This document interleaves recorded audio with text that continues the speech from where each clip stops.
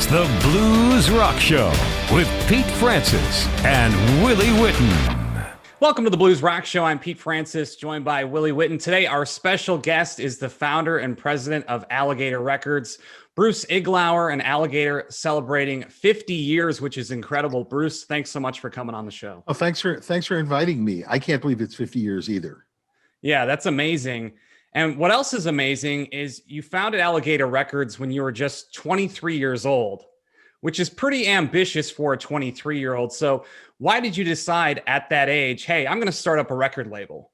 Well, I was working for a record label. I was working for the Delmark label, which is still, my roots. And Bob Kester, the founder of Delmark, is my father figure and mentor, who I will always honor because I'll always walk in his shadow. I had a very exalted position at Delmark. I was the shipping clerk, and including unloading trucks, loading trucks, sweeping the floor, other exciting things. I was going every night to the blues clubs on the south side and the west side of Chicago in the black neighborhoods. That was where all the blues was at that time.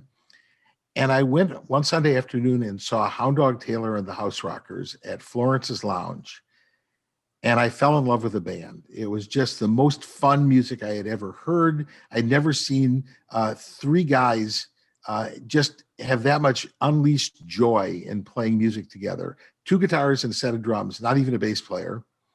And I went back to my boss and I said, you have to record this band. This is a great band. This is a band that makes you grin constantly. This is not sad blues. And I could not talk him into it. He had seen Hound Dog sitting in, which was generally a disaster.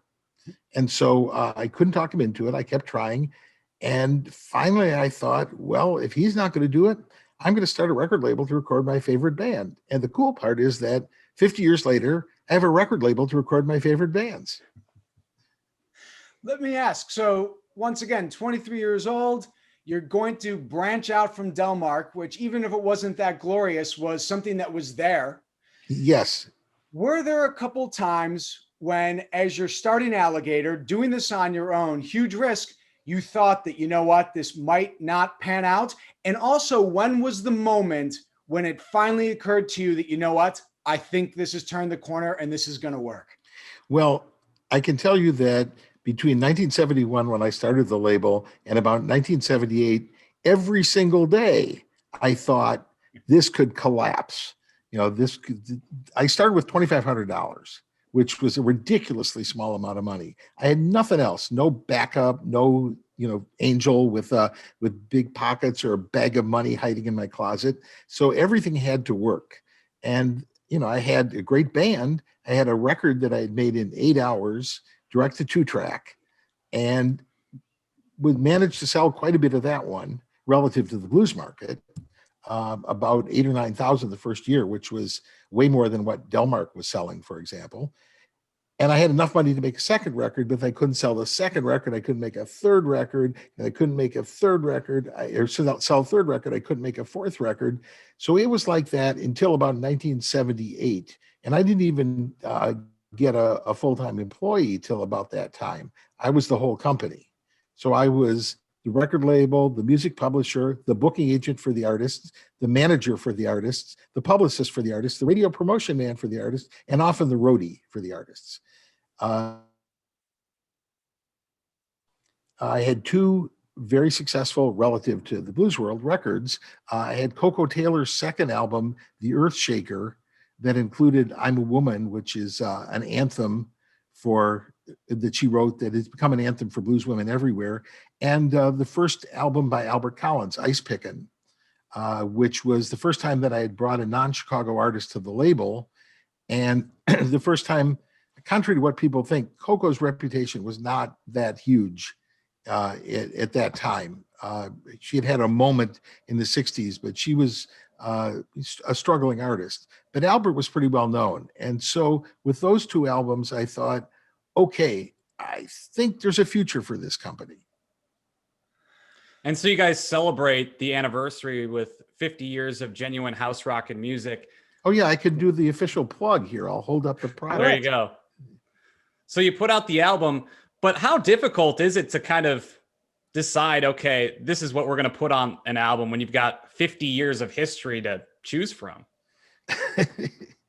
You mean like pick your favorite children? Yeah, pretty much. Yeah. It was very difficult. It took me about 3 months to choose the tracks. And then, even though I know a lot of people, listen with shuffle and don't listen in the order, I still sequence as though people listened in order. So I wanted not only to choose the right songs, but the right sequence and make the transitions feel good. So it was a good listening experience from beginning to end. And it's 3 CDs. So the first CD was pretty easy because it was the artists who are the ones most closely associated with the label, like Hound Dog Taylor, like Coco Taylor, like Albert Collins, like Lonnie Brooks, Little Ed and the Blues Imperials. The third CD is primarily artists who are presently with the company. And I wanted to showcase them because that's the future. And so that was, let's see, I can't remember. I think 19 tracks. Yeah, 19 tracks of contemporary, 18 tracks of let's call them heritage artists or legendary artists. And then in the middle was the real tough one because I was choosing between artists who maybe weren't as famous as some of the others, and sometimes artists who didn't sell very well, but I loved their music. And sometimes it was just a matter of people need to hear this song or people need to hear this artist. But for every artist I chose, I was, of course, deciding not to include another artist. And that was tough. So we ended up with about 230 minutes of music, everything I could cram onto 3 CDs, no wasted space. And I'm looking at my song list, and most of the artists had more than one Alligator release, but there are a few that were just one-off projects that I felt so strongly about that I wanted to share them. Bruce, when it comes to talent scouting and getting new artists for the label, how active of a process is that? Are you actively seeking these artists, or is it more so sometimes you just stumble across an artist and say, hey, I want to work with them? It goes all different ways. I still get demos and submissions, and I try to listen to them or now look at them because of YouTube, as many as I can anyway. I get very backed up, and most of what's submitted to me, frankly, is not of the quality I'd want to sign an artist. Now, some of it's okay. I'm not saying it's bad, but it's not at that special level. Until the pandemic, I would go out live to see artists live all the time. And I very much make decisions about who I'm going to sign based at least in large part on their live performance, because I need artists who not only can make great music, but who can communicate with an audience. This music is above all a live communication music. It's created by the audience and the artist together. It's the audience is feeding the artist is feeding the audience. It's not created like so many pop records where people are sitting in their bedrooms with a synthesizer, trying to come up with a cute hook. And so I watch live performance a lot. I have spies all over the country who tell me about artists that I ought to hear. And I also have one of my employees who's assigned, at least as part of her job, to scour the internet for people we might not have heard of. So I'm looking and listening all the time. Now, we keep a pretty small roster. Typically we have 14 to 17 artists, active artists on the label, most of whom are touring.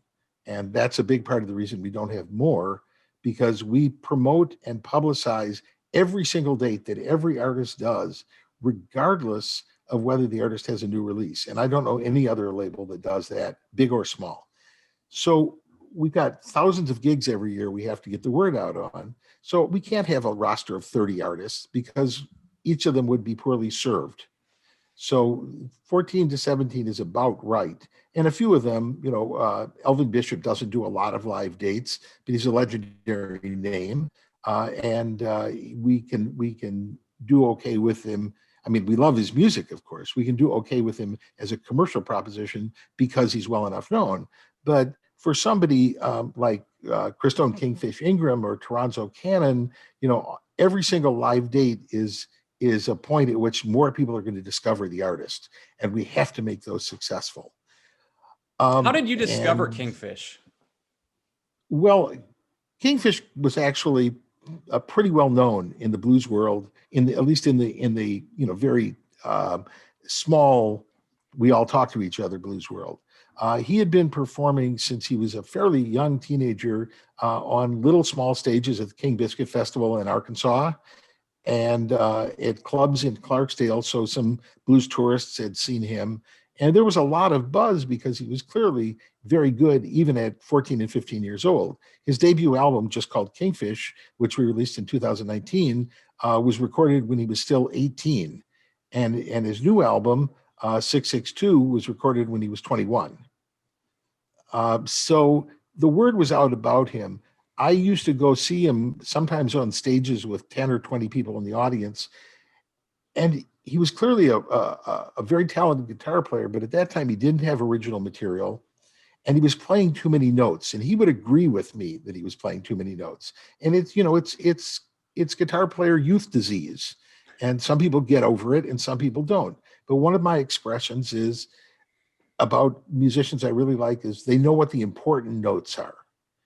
And it took him, he learned what the important notes were very young, but still, not at 14, what you'd expect. I mean, I didn't understand any of that stuff when I was 14. Why should he?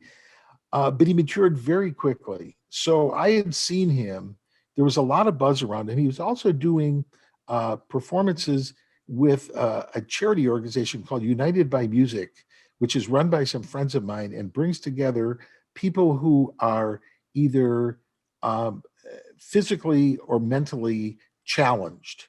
Some people, I mean, one of their best artists, one of their most talented artists is a girl, well, a young woman who is in a wheelchair and will be for the rest of her life. And also whatever her particular challenge is, she's the size of, maybe a 12-year-old or a 10-year-old. She hasn't grown to the full size of a woman, and I guess she won't. So he's been performing with them as a sideman, accompanying these people who are often very talented, but who are never going to get a chance to express themselves as live performers or professional musicians because of the challenges they face. And he's doing that out of the goodness of his heart. And that told me a lot about him as well. So when Kingfish came to the label, and with these days he's probably our most successful artist, and with this new album is clearly going to be much more successful. It actually came to me as a finished master. I didn't produce the record or have any input in it. Tom Hambridge, the Grammy-winning producer who's worked with, amongst many people, Buddy Guy, produced it. Buddy played on it, and in fact, it's a little unclear to me what happened, but apparently behind the scenes, I think Buddy may have helped with the original financing of the recording. And he certainly lent his services for free because he's a mentor, because he sees Kingfish as walking in his footsteps, and he should. He's a huge influence. And so I was brought this record by Kingfish. By that time, had a professional manager and a lawyer. And it was a really, really tough, long negotiation. I knew I wanted the record, but boy, did they make it hard for me. And it wasn't Kingfish who did this. It was the people around him who he entrusted to take care of his business. And if I were in his shoes, I would say, okay, if they put the record company through the ringer, they did a good job. From my point of view, I felt like I went through the ringer. So he's a terrific guy to work with. I should also say about Kingfish, he's just, I would say, completely unspoiled by all of this fame that he's gotten. He's still just a regular guy. I still think of him as a kid, although he's 22 now. He's direct and doesn't try to be slick or sophisticated. He grew up in a small town. He's proud of that. He gets on stage and he talks to you like you're in his living room. Yeah, the few times that I've had a chance to get to meet him and talk to him, I've definitely noticed that he's very humble. He is, and he appreciates his roots very much. When I'm looking at artists for Alligator, I always want people who are proud of being part of the tradition, not necessarily who want to duplicate the tradition, but who feel like there are these giants behind them and that they are trying to carry on the legacy of musicians who made timeless statements and created music that continues to move people, even if maybe they aren't on the face of the earth anymore. Now, I don't want artists who are going to do imitations of those people. And I don't want somebody who gets up and does a note for note Muddy Waters, because I saw Muddy Waters. And no matter how good you are, you're never going to beat him doing Muddy Waters. I want people who say, okay, Son House it was an inspiration for Muddy Waters. And Muddy Waters came to Chicago and plugged in and electrified the music and took that legacy of Son House and made it his own and made contemporary statements for an audience at that time. So I want musicians who are looking and saying, okay, B.B. King or Albert King or Freddie King or Sun Seals or any number of other musicians made important timeless statements for their era. Now, inspired by them, I want to do the same thing for my era. So, Bruce, what I gather, and I think anyone who listens to the Alligator Artists gather this too, that there's a lot of emphasis based on doing it the right way. Looking back, having the roots, but looking forward. And so to shift gears a bit, I want to ask about all the changes in the music industry, because it would be inaccurate to say that Alligator Records is old-fashioned. Sure, you guys like to keep the quality high and you have that roots in live music, but at the same time, you guys have always been on the forefront of the technological changes, whether it was jumping to cassettes, 8-tracks, CDs. So what I want to ask you, Bruce, is with everything that's changed, with the advent of streaming and now so much social media, how do you keep on top of all of it? And then also, is there a specific technology that you think is, or medium that is going to be the most dominant in progressing music over this next decade?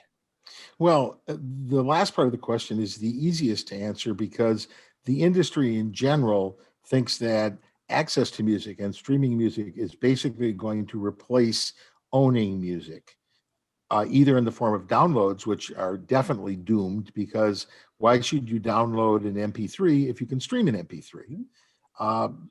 I personally, I grew up owning music. I like owning a car. I like owning books. I like owning music, but I have grandkids and I see that they are used to accessing everything. They're, we subscribe to Netflix or, Amazon Prime or whatever. We're used to accessing movies and TV shows. That doesn't seem at all unusual. Well, people are getting used to accessing music and that's the way it's going to be. Yes, we've tried to be, on the cutting edge. I've tried to pay attention to technology, and you're one of the few people who knows we put out 8-tracks, so you get points for that, and singles, 45s, which didn't do well, but we tried them, and probably I would have done, I don't know. Aluminum cylinders like Thomas Edison, whatever. I never thought we'd go back to vinyl. That was a complete surprise to me. But we get on the CD business very early. And I have to say that as a producer, and I only produce some albums on Alligator, certainly not all of them. I've produced or co-produced about 120 albums over my career, which isn't bad for a guy who can't read music. But CDs come closest to sounding like what we intended in the studio. Vinyl, I understand the charm of vinyl, and of course I love the packaging, but vinyl doesn't carry all the high end and all the low end that you can hear on a CD, or that you can hear in the studio. That's one of the reasons it sounds warm to people, because it's got a lot of mid-range. And you can mix to have a lot of mid-range. But the main thing I like about vinyl is, and I'm going to reach over here and do shameless self-promotion. We also did a 2 CD or 2 LP version of this with 24 of the best tracks. And, just like what I grew up with. And I understand the charm of vinyl and I understand why people want to collect vinyl. But in terms of what things sound like, CDs still sound more accurate. But nobody's asking me. Uh, and CDs are probably ultimately a dying technology, especially because you can't get a CD player in a car anymore, and you can't get it built into your computer anymore. The portability was so much of the appeal of CDs. So I'm resigned to the fact that it's going to be streaming services. And, streaming services notoriously pay very little per stream. You've got to build up literally millions of streams to make it the income significant. I mean, they're paying such microscopic bits of pennies that you'd literally have to, put them under a magnifying glass and push them around with the tweezers to add up to real money. And it's been a struggle. Our income as a company is, we got murdered by illegal downloading at around 1999, 2000, like the whole industry did. Then we slowly rebuilt when legal downloads started. And then we got murdered by the economic collapse of 2008, 2009. And then we rebuilt from that. And then streaming came along and lowered our income again. So we're not nearly as big dollar wise as we were at the end of the 1990s. And that's been an accommodation we've had to deal with. Would the focus for a label then now be to just have as big of a library as possible so you can get those extra streams? Because I imagine starting a record label now would be so difficult if you don't have an already pre-existing library of music. That's a very good question. And certainly we're helped by our catalog, but I have to say the streaming services, for the most part, have ignored what I call adult music, not only blues, but jazz, classical, folk, world music. They've been very hit driven. And so, of course, what you really want if you're going to do well with streaming service is a giant hit. And they're very hard to get. We've never tried for them. And we'd probably do really badly if we did. So in our case, yes, our catalog helps us a great deal. But the streaming services still, for the most part, pay more attention to new releases. I've sat and broken down I've done a spreadsheet of every artist in the catalog and the categories they fit in, because the people who are doing the playlists on the streaming services, for the most part, aren't very knowledgeable. So I try my best to educate them, like, the people who are watching this are already educated. So they know that Cephas and Wiggins are Piedmont blues and come from the Virginia and the Carolinas, and they know that Albert Collins came out of Texas and that there's a Texas guitar style. But I have to tell them these things. It's really hard to explain to them who Michael Hill's Blues Mob is, or who Floyd Dixon is, or was, I should say, and to get them to pay attention, because they're kind of groping their way through this. Spotify, Apple Music, and Amazon's Music Unlimited, the biggest three streaming services, along with YouTube, have nobody curating playlists who really knows about blues. Their blues is always a side issue, a side genre for them. So Bruce, then I guess my my next question would be, obviously you've stated that just the lack of knowledge, but with blues being sort of relegated to the side, how do you think that blues can push itself back into the mainstream, or if not mainstream, at least with a little more resonance with the modern streaming audience?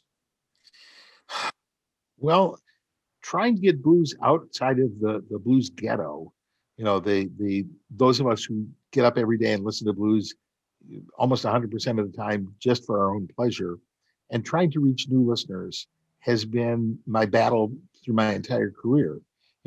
I started at a golden moment for American radio during that little minute of progressive freeform FM radio that included blues along with rock and jazz and lots of other things. That went away pretty quickly. And we're really struggling to find stations, online or terrestrial stations, old time radio, that will mix different genres of music together, and will introduce people to new music. And one of the problems the streaming services have is that generally you're going to listen to somebody you've heard of or somebody you already know. But other than Pandora, which I think does a good job in creating music discovery. There aren't a lot of music discovery mechanisms built into the streaming services, but this is something they're talking about because they want subscribers, so they want more and more customers, and discovery is one way they may be able to get them. But it's definitely an uphill battle, and it's going to continue to be. The music we love is grown-up music. It's full of grown-up emotions. It's not,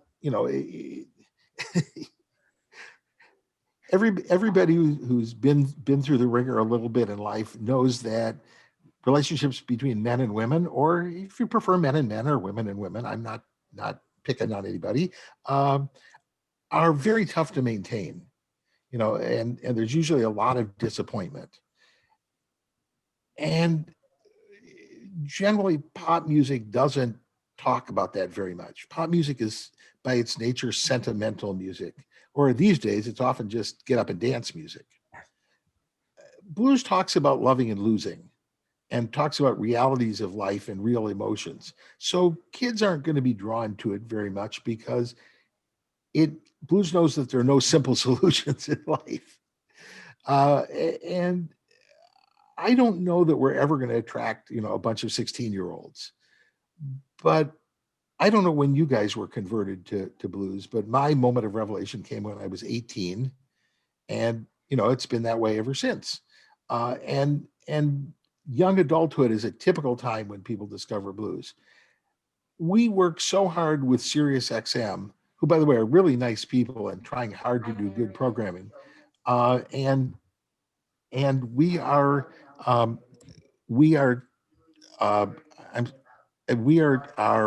trying very hard to get them to mix genres of music. And we've had trouble doing that, but we're still fighting that battle. Well, Bruce, it's been really great having you on the show today. Before we let you go, any final thoughts, anything else you want to add? Well, I hope people will keep exploring and keep listening to artists who are on the way up. I keep looking for artists who have a vision of carrying the blues into the future. And I would mention, besides Kingfish, I would mention Shamika Copeland, who's doing a lot of topical blues songs now. And I would mention Toronto Cannon, and I would mention Selwyn Birchwood, all of whom are trying to write blues that isn't about just the subject you've heard blues songs being about, and trying to explore the medium and do something more than just repeat what's been done. But it's a deep, deep well. I discover old records all the time that are wonderful, that I should have heard of after 50 years in the blues, and I'm still finding out about them. Absolutely. So it's a lifelong pursuit. You won't get tired of it. For sure. Well, congratulations on 50 years. Thanks so much for joining us today. Sure. Thanks for inviting me. I appreciate it. All right, that's going to wrap up this week's edition of the Blues Rock Show. For Willie Witten and Bruce Iglauer, I'm Pete Francis. We'll see you next time.